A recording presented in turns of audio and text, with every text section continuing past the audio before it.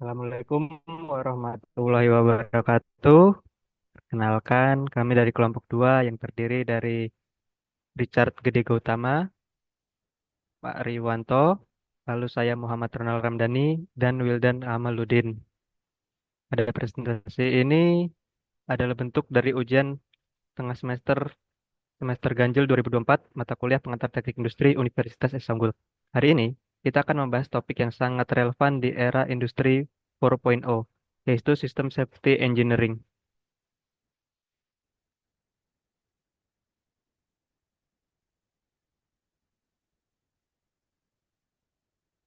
Seiring semakin kompleksnya sistem produksi, resiko terjadinya kecelakaan juga semakin meningkat.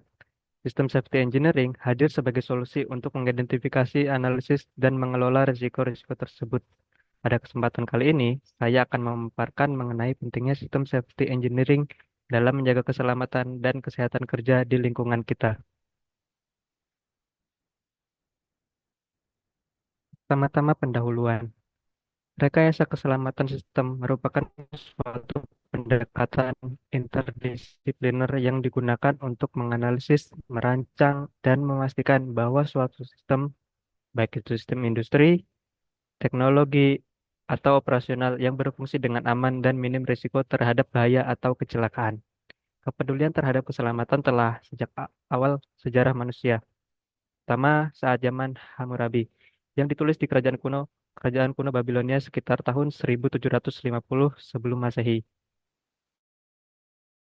yang berisi klausul yang berkaitan dengan cedera dan ganti rugi uang terhadap mereka yang bertanggung jawab atas cedera tersebut. Kedua, revolusi industri pada awal tahun 1800-an di Amerika Serikat. Tiga, program penerbangan antariksa berawak pada tahun 1950-an dan awal 1960-an. Yang terakhir, tahun 1662, Angkatan Udara Amerika Serikat atau USAF menerbitkan rekayasa keselamatan sistem untuk pengembangan rudal balistik Angkatan Udara. Permulaan terkait persyaratan keamanan dihasilkan oleh pengembangan sistem senjata nuklir militer, industri kedirgantaraan, dan program luar angkasa. Hal ini penting karena sistem ini menjadi kompleks, konsekuensi terjadinya kecelakaan tidak dapat diterima. Lanjut latar belakang sejarah sistem safety engineering. Berawal dari tahun 1940-an, transformasi trial and error menjadi pendekatan first time safe dimulai sehubungan dengan terjadinya peningkatan kompleksitas pada pesawat terbang dan desain senjata militer. Lanjut ke September 1947,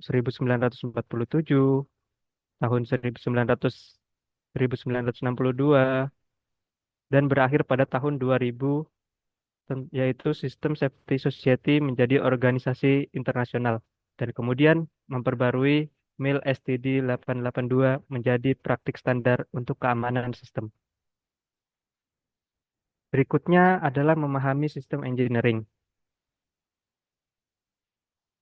Safety engineering adalah disiplin ilmu yang mengaplikasikan prinsip-prinsip teknik untuk mengidentifikasi, mengevaluasi, dan mengendalikan risiko yang terkait dengan keselamatan dan kesehatan manusia. Tujuan utamanya adalah untuk menciptakan lingkungan kerja yang aman dan sehat bagi semua pekerja. Prinsip-prinsip dasar safety engineering. Pertama, identifikasi bahaya. Dimulai dengan mengidentifikasi semua potensi bahaya yang ada di lingkungan kerja. Setelah itu, kita melakukan penilaian risiko untuk menentukan tingkat keparahan dan kemungkinan terjadinya risiko tersebut. Selanjutnya, kita akan menerapkan berbagai tindakan pengendalian untuk mengurangi risiko. Berikutnya adalah perbedaan antara keselamatan industri dan keselamatan sistem. Untuk keselamatan industri itu bersifat reaktif dan keselamatan sistem itu preventif. Lalu untuk pengaturan dan regulasi keselamatan dikembangkan berdasarkan kecelakaan kerja yang dialami pekerja.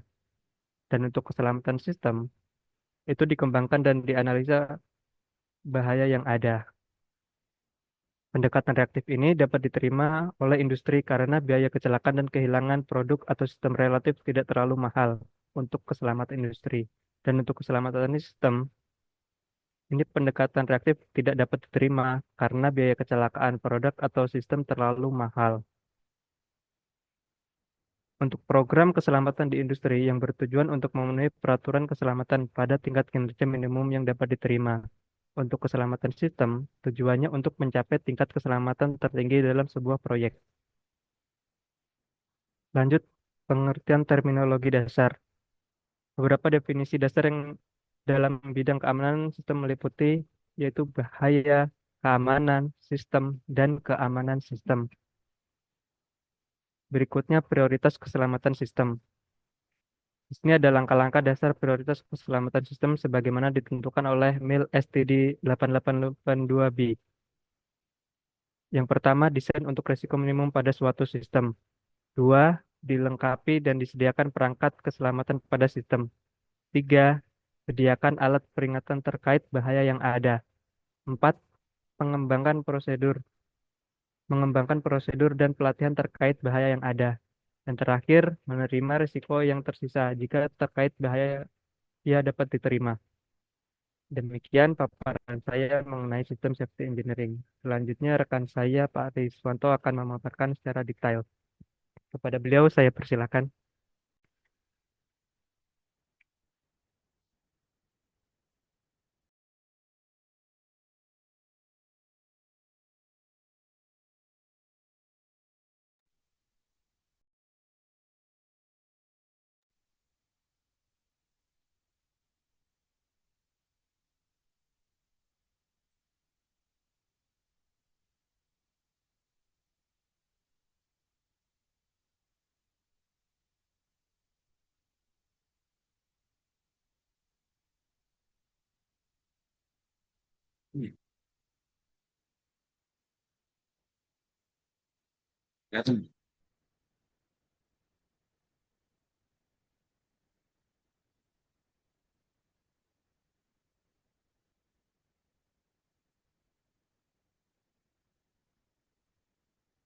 Oke, selanjutnya adalah untuk menjelaskan tentang rekayasa keselamatan sistem.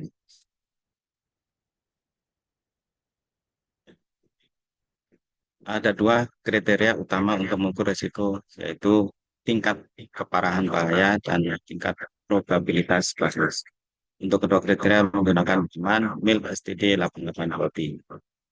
5. Tingkat probabilitas bahaya kualitatif telah ditentukan dalam MIL STD 882B berdasarkan kemungkinan terjadinya setiap kategori bahaya yang tidak dapat diremehkan.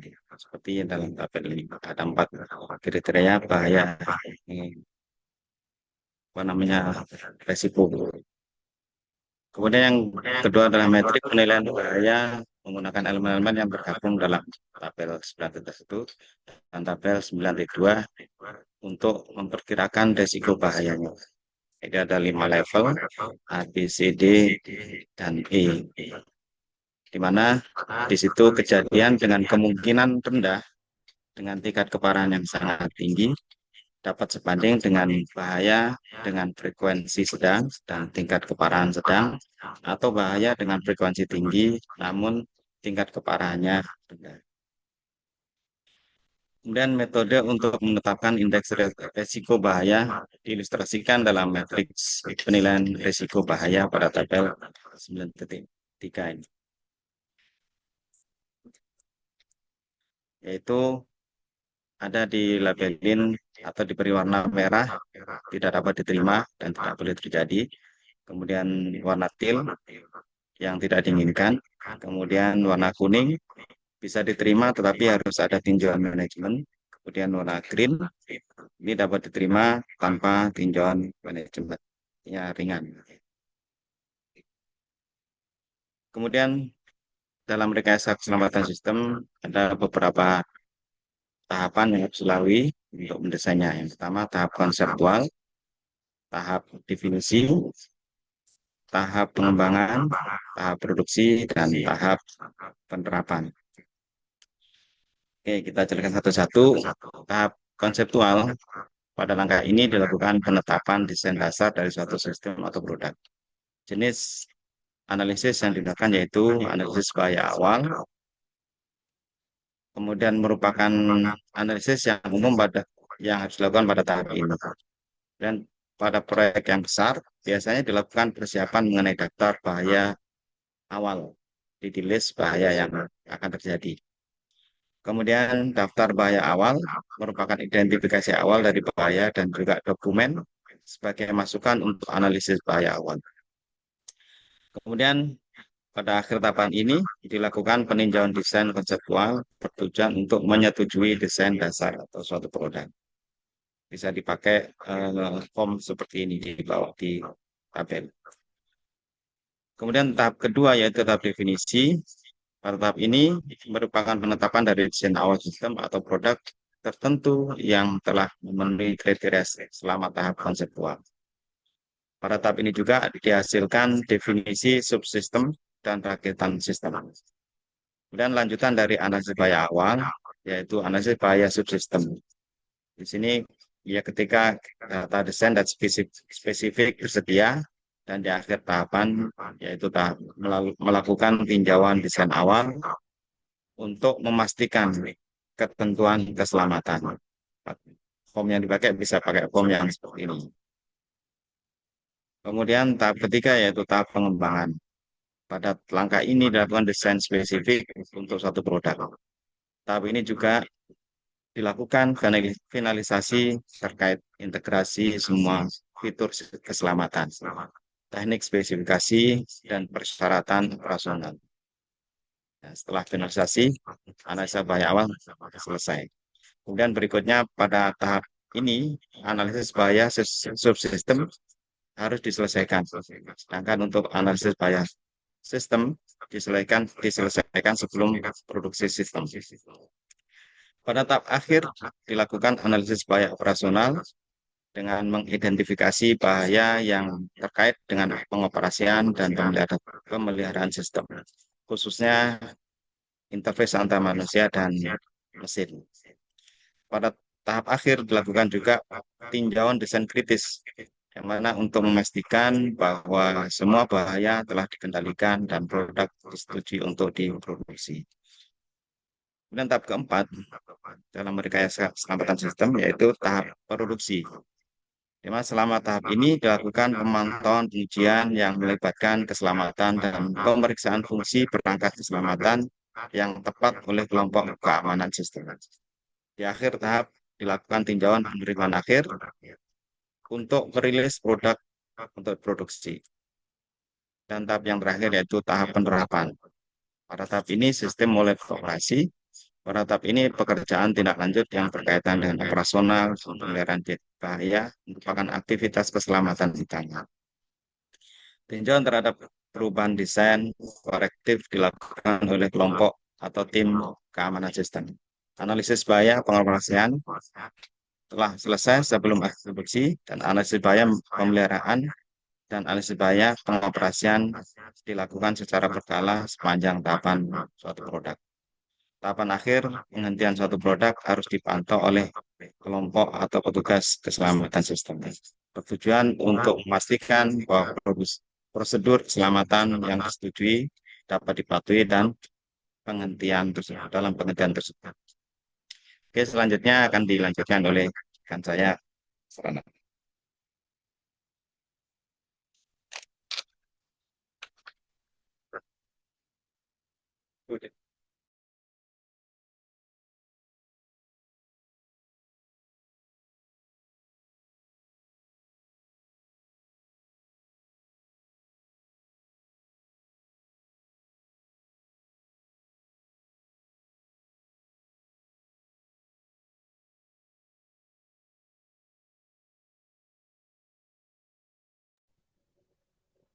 Baik, selanjutnya kita akan membahas tentang tools atau alat-alat yang dapat digunakan untuk melakukan analisa pada sebuah sistem safety engineering. Untuk tools yang pertama yaitu Energy Trace and Barrier Analysis. Yang kedua adalah Failure Modes and Effect Analysis. Yang ketiga adalah Fault Tree Analysis. Yang keempat adalah Qualitative or Quantitative Fault Tree. Dan yang kelima adalah Single Point Failure and Cut Set. Untuk selanjutnya, kita akan bahas satu persatu. Untuk tools yang pertama, atau Energy Trace and Barrier Analysis, pada tools ini, kecelakaan didefinisikan sebagai sebuah insiden akibat adanya aliran daya yang tidak diinginkan, yang mampu melewati penghalang yang ada, dan kemudian menyerang atau menghantam orang atau benda, sehingga menyebabkan konsekuensi yang merugikan. Dan tools ini cocok untuk melakukan beberapa jenis analisis, diantaranya sebagai preliminary hazard list dan preliminary hazard analysis. Sedangkan untuk jumlah data yang dibutuhkan tergantung pada jenis analisisnya itu sendiri. Misalnya, untuk preliminary hazard list, itu mungkin hanya membutuhkan sebuah sketsa atau gambar saja, cukup. Sedangkan untuk preliminary hazard analysis, tentu akan membutuhkan data yang lebih banyak dan lebih detail. Sebagai pendekatannya, yaitu untuk menemukan jenis-jenis daya pada sebuah proyek, asalnya dan alurnya seperti apa, efeknya bagaimana, dan langkah-langkah untuk mengontrol yang diperlukan untuk meningkatkan keamanan pada sebuah sistem itu sendiri seperti apa. Untuk lembar kerja eh, sistem ini bisa dilihat pada gambar berikut. Di sini bisa kita lihat di mana datanya di trace, barriernya seperti apa, dan targetnya seperti apa. Untuk tools yang kedua, yaitu failure modes and effect analysis. Pada awalnya, sistem ini digunakan oleh para reliability engineer dan sekarang digunakan secara luas untuk analisa keselamatan sistem, contohnya oleh NASA, DOE, DoD, dan industri swasta lainnya. Pendekatannya adalah untuk memecah sistem menjadi subsistem, kemudian dibuat ke dalam komponen individual yang lebih kecil, dan analisanya kemudian dilanjutkan untuk mengidentifikasi kemungkinan atas kegagalan masing-masing komponen dan dampaknya terhadap keamanan sistem secara keseluruhan. Sistem ini sangat membantu untuk mengidentifikasi komponen penting dan kemungkinan kegagalan untuk setiap komponen tunggalnya. Adapun keterbatasan dari sistem ini meliputi tidak termasuknya interface operasional, adanya kemungkinan kegagalan ganda, dan faktor manusia serta faktor lingkungan yang cukup besar mempengaruhinya. Untuk failure modes and effect analysis, lembar kerja umumnya dapat dilihat pada gambar berikut, di mana part number-nya harus kita deskripsikan, partnya seperti apa juga harus dideskripsikan, dan juga untuk failure-nya dan penyebabnya seperti apa, termasuk untuk efek terhadap sistem seperti apa harus kita mention di dalam lembar kerja umum ini. Untuk tools yang berikutnya adalah fault tree analysis. Fault tree analysis sendiri dikembangkan oleh Bell Telephone Laboratories pada tahun 1961 sampai 1962 untuk sebagai sistem kontrol atas peluncuran ICBM atau Intercontinental Ballistic Missile dan telah menjadi alat utama untuk analisis keselamatan sebuah sistem atau sistem safety engineering. Pada sistem ini, kejadian yang tidak diinginkan dicantumkan pada blok teratas dan logika deduktifnya digunakan untuk menentukan semua kejadian berikutnya yang dapat menyebabkan kejadian teratas. Aliran ini dibuat dari atas ke bawah melalui kegiatan yang ditempatkan di cabang-cabang bagan seperti jaringan aliran informasi. Sedangkan 6 simbol dasar yang digunakan dalam fault tree analysis bisa dilihat pada gambar berikut. Untuk pokok permasalahannya bisa disimbolkan dalam bentuk persegi panjang, untuk kejadian dasarnya dalam bentuk lingkaran, untuk kejadian yang belum terjadi ditujukan dalam bentuk wajik atau belah ketupat, Dan juga di sana ada gerbang AND dan OR yang dimana itu sebagai inputan atau kombinasi untuk menghasilkan sebuah output. Prosedur fault tree analysis sendiri dapat diilustrasikan pada gambar seperti berikut. Di sini bisa kita lihat bahwa paling atas top event itu sebagai permasalahan utamanya, lalu di bawahnya adalah logika penyebabnya dan terus diteruskan ke bawah sampai ke second level di bawahnya sampai kita bisa menemukan penyebab utama dari sebuah masalah. Baik, untuk tools berikutnya akan dilanjutkan oleh rekan saya, Saudara Wildan. Saudara Wildan, saya persilahkan.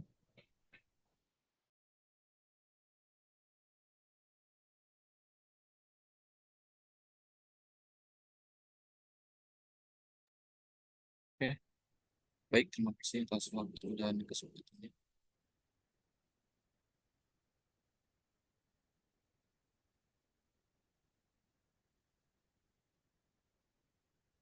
Oke, dilanjut ya. Untuk alat analisis umum selanjutnya yaitu kualitatif dan kuantitatif poultry. Jadi untuk kualitatif dan kuantitatif poultry ini sebenarnya seperti yang sebelumnya dijelaskan oleh rekan saya, ini merupakan poultry, namun dia bisa dijabarkan menjadi dua, yaitu kualitatif dan kuantitatif. Dan untuk kualitatif poultry itu merupakan pendekatan untuk menganalisis dari poultry tadi tanpa menghitung probabilitas atau angka numerik. Kemudian untuk fokus utama dari analisis ini yaitu untuk mengidentifikasi semua kemungkinan faktor yang dapat menyebabkan suatu kejadian kegagalan atau top event. Sedangkan untuk quantitative poultry itu merupakan pendekatan yang lebih mendalam, di mana analisis tidak hanya mengidentifikasi penyebab kegagalan, tetapi juga menghitung probabilitas dan kemungkinan terjadinya kejadian kegagalan tertentu, baik untuk kejadian puncak atau untuk event maupun untuk penyebab-penyebab dasar atau basic event. Dan untuk perhitungan probabilitas top event itu dengan menggunakan hukum probabilitas, misalnya hukum probabilitas untuk gerbang N dan OR. Kita dapat menghitung probabilitas top event berdasarkan nilai probabilitas dari basic event yang ada dalam pohon kesalahan. Perhitungan probabilitas dilakukan dengan menggunakan rumus paling berikut. Untuk P output dari gerbang N itu sama dengan P input pertama, input kedua, ini dikali ya. Jadi P yang pertama dikali kedua dan seterusnya sampai dengan input N. Dan untuk probability gerbang OR sendiri itu dari input pertama ditambah dengan input kedua, input seterusnya sampai input N. Dan perhitungan probabilitas dimulai dari kejadian dasar dan naik secara progresif sampai kejadian yang tercapai. Dan ada single point failure dan cut set.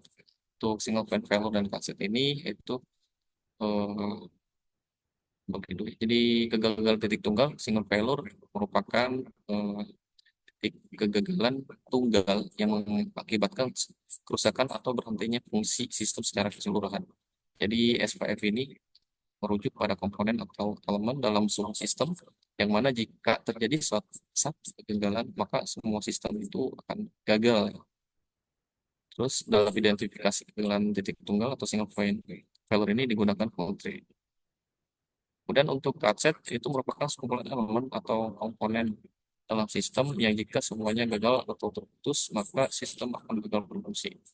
Untuk cut set ini merupakan kombinasi dari elemen dalam suatu sistem yang sama-sama membentuk titik kegagalan yang menyebabkan kerusakan sistem secara keseluruhan. Dan untuk cut set ini dilakukan untuk mengidentifikasi semua kegagalan titik tunggal. Nah, contohnya untuk SPF atau single point failure itu di jaringan komputer. Jadi jika ada satu router utama yang menghubungkan seluruh jaringan, maka terjadi kerusakan. Jadi jika terjadi kerusakan akan menyebabkan seluruh jaringan itu berhenti berfungsi.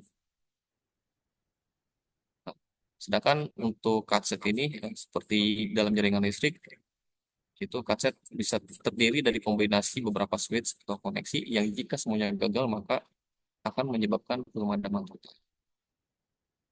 Kemudian ada analisis lainnya itu pertama ada manajemen oversight and registry, dan ada software hazard analysis, dan yang terakhir ada circuit analysis.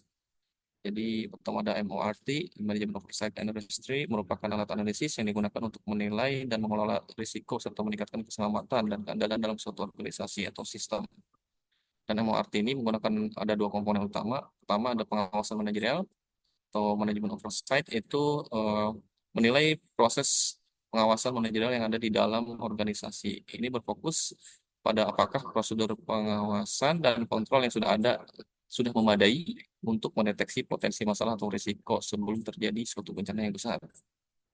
Dan ada pohon risiko atau registry, itu digambarkan dalam bentuk diagram pohon, di mana akar pohon menggambarkan kondisi atau kegagalan yang dapat terjadi. Dan cabang-cabang pohon menggambarkan berbagai faktor dan penyebab yang dapat menyebabkan kegagalan tersebut.